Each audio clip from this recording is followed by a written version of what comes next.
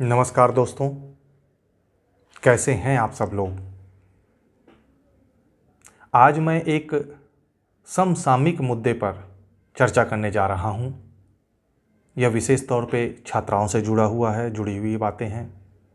आज आप लोगों ने सुना होगा या समाचार पत्रों में पढ़ा होगा कि छत्तीसगढ़ राज्य में छात्राओं को मिलेगी पीरियड्स लीव। ये है क्या, इसे विस्तार से हम समझेंगे। छत्तीसगढ़ की राजधानी रायपुर में स्थित हिदायतुल्ला नेशनल लॉ यूनिवर्सिटी ने 1 जुलाई से मेंस्ट्रुअल लीव पॉलिसी लागू कर दी है। अब गर्ल्स स्टूडेंट पीरियड्स के दौरान छुट्टी ले पाएंगी। मेंस्ट्रुअल लीव पॉलिसी लागू करने वाला यह जो संस्थान है, हिदायतुल्ला नेशनल लॉ यूनिवर्सिटी, यह छत्तीसगढ़ का पहला गवर्नमेंट इंस्टीट्यूट है जो इस तरह की पॉलिसी लागू किया है। इस पॉलिसी के दौरान छात्राएं पीरियड्स के दौरान महीने में 1 दिन और 1 सेमेस्टर में 6 दिन की छुट्टी ले सकेंगी। यह लीव उनके उपस्थिति में भी काउंट होगी, मतलब उन्हें उपस्थित माना जाएगा। खास बात यह है इस पॉलिसी की। इसके अलावा दूसरी खास बात यह है कि विश्वविद्यालय ने इस योजना के प्रभारी क्रियान्वयन के लिए एक नोडल अधिकारी की भी नियुक्ति की है। मतलब विश्वविद्यालय प्रशासन इस मामले में संजीदा है।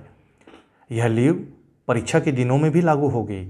इसके अलावा अनियमित पीरियड्स, पीसीओएस जैसी जो समस्याएं हैं जिनसे छात्राएं पीड़ित रहती है, उसमें भी 1 सेमेस्टर में 6 छुट्टी छात्राएं ले पाएंगी। इस चर्चा से 2 मुख्य बातें निकलकर सामने आई कि मासिक धर्म के दौरान छात्रा को छुट्टी मिलेगी, बहुत अच्छी बात है। दूसरी बात है प्रतियोगी परीक्षा के एंगल से कि हिदायतुल्ला नेशनल लॉ यूनिवर्सिटी ऐसी छुट्टी देने वाला राज्य का पहला संस्थान बन गया है। अब हम देखते हैं कि ऐसी व्यवस्था क्यों की गई, इस व्यवस्था की ज़रूरत क्यों पड़ी और ऐसा नियम कहाँ कहाँ लागू है भारत में और भारत के बाहर भी। थोड़ा सा इसके लिए हमको पीछे जाना होगा। बीते 8 जुलाई को भारत के सर्वोच्च न्यायालय ने देश भर में श्रमिकों और छात्रों के लिए मासिक धर्म अवकाश से संबंधित एक जनहित याचिका को खारिज कर दिया था।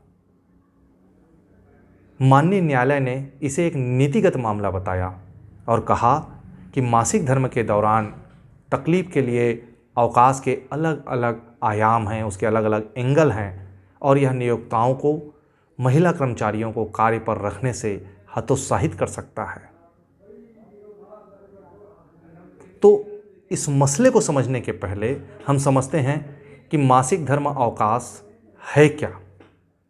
मासिक धर्म अवकाश, जिसे मासिक चक्र अवकाश के रूप में भी जाना जाता है, मतलब इसका दूसरा नाम है मासिक चक्र अवकाश, उन सभी नीतियों को संदर्भित करता है जो महिला कर्मचारियों या छात्राओं को मासिक धर्म में दर्द या परेशानी के कारण अवकाश की अनुमति देता है, छुट्टी की परमिशन देता है। मासिक धर्म अवकाश को बढ़ावा देने वाले देश कौन कौन से हैं? आपको साथ जानकर आश्चर्य होगा कि इसमें बहुत सारे देश शामिल हैं। उदाहरण के तौर पर हम लेते हैं स्पेन, जहाँ तक मुझे याद कर पा रहा हूँ, जापान, इंडोनेशिया, फिलीपींस, ताइवान, दक्षिण कोरिया, जाम्बिया और वियतनाम।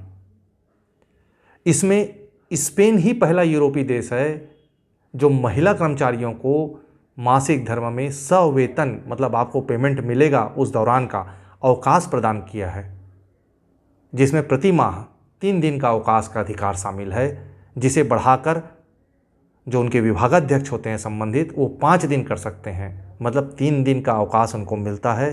संबंधित अधिकारी चाहे तो उसे बढ़ा करके 5 दिन कर सकता है प्रार्थी के एप्लीकेशन पर, प्रार्थी के आवेदन पर। अब मासिक धर्म अवकाश हेतु भारत में क्या प्रयास किया गया? इस मामले में भी भारत अव्वल दर्जे का स्थान रखता है। बिहार और केरल 2 एक ऐसे भारतीय राज्य हैं जिन्होंने महिलाओं हेतु मासिक धर्म अवकाश नीतियां पेश की हैं।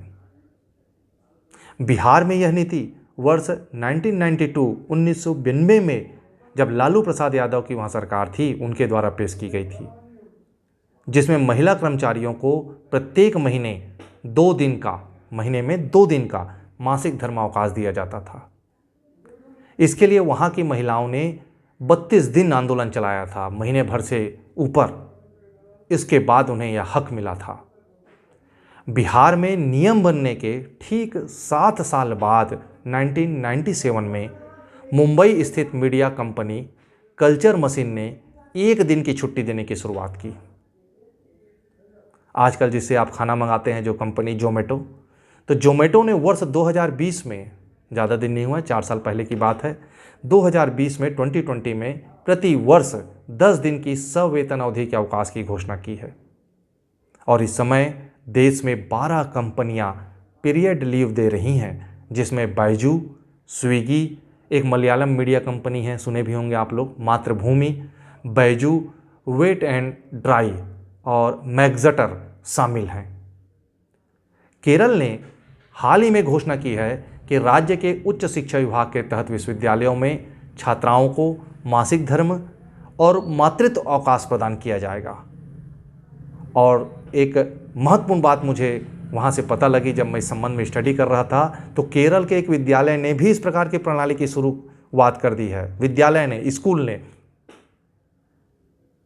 मासिक धर्म अवकाश के संबंध में क्या विधायी उपाय हुए हैं, मतलब क्या संवैधानिक उपाय अब तक के हुए हैं, थोड़ा सा उस बाबत भी हम चर्चा कर लेते हैं। संसद में मासिक धर्म अवकाश और मासिक धर्म स्वास्थ्य उत्पाद विधेयक पेश किए गए हैं, लेकिन उन पर मुहर लगना अभी तक बाकी है।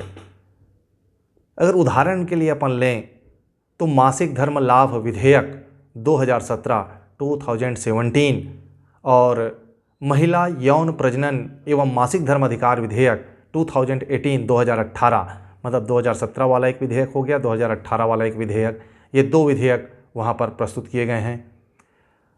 एक दूसरा विधेयक है महिलाओं को मासिक धर्म अवकाश का अधिकार और मासिक धर्म संबंधी स्वास्थ्य उत्पादों तक मुफ्त पहुंच विधेयक।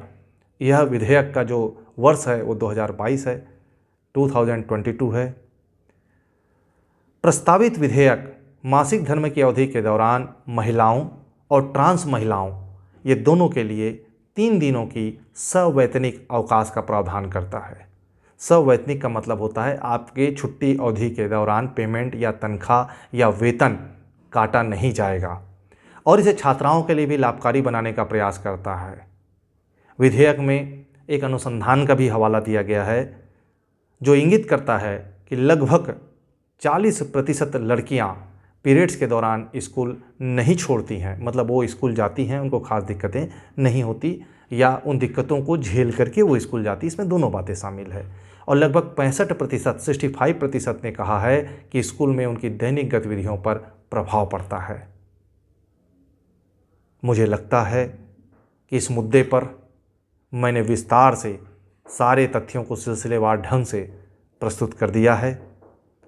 अपने विचार और सुझाव कमेंट्स में आप ज़रूर बताइएगा, ताकि मैं उस सुझाव और विचार के अनुसार एक नए वीडियो के साथ आप लोगों के बीच उपस्थित हो सकूं।